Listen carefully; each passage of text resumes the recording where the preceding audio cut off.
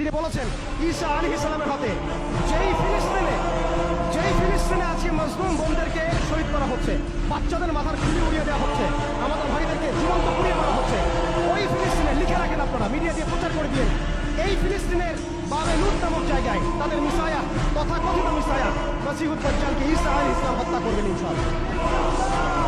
পৃথিবীর কোনো শক্তি, কোনো ন্যাটো, কোনো ইউনাইটেড নেশনস, কোনো ইউরোপিয়ান ইউনিয়ন, কোনো IMF, কোনো ওয়ার্ল্ড ব্যাংক, কোনো সাম্রাজ্যবাদী শক্তি এই ভবিষ্যৎবাণীকে ঠেকাতে পারে।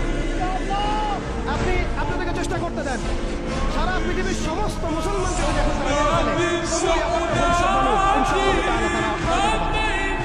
এটা আমাদের আশার জায়গা, এটাই হচ্ছে চূড়ান্ত বিষয়। এবং ঈসা আলাইহিস সালামের হাতে আগামী 40 বছর লিখে রাখেন আপনারা, এরপরে 40 বছর ওই বাইতুল মুকাদ্দাস থেকে সারা বিশ্বে ইসলামী খিলাফত কায়েম হবে ইনশাআল্লাহ। যে খিলাফত শব্দটা এখন রাজনৈতিকভাবে আপনারা নিতে পারেন না, হজম করতে পারেন না। আমি জানি আপনারা জানেন না, অনেকে এটা আপনাদের কারণে হতে পারে, কারণ হয়তো জানেন না, আমরা জানাতে এসেছি এই যে খিলাফত শব্দটা তারা নিতে পারে না। এই খিলাফত হবে পৃথিবীর শেষ শাসন ইনশাআল্লাহ।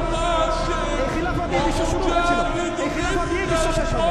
ঈসা আলাইহিস সালাম 40 বছর ওই জেরুজালেম থেকে এই বিশ্বকে শাসন করবেন ইনশাআল্লাহ। এটা লেখা হয়ে গেছে, এটা কেউ চেঞ্জ করতে পারবে না।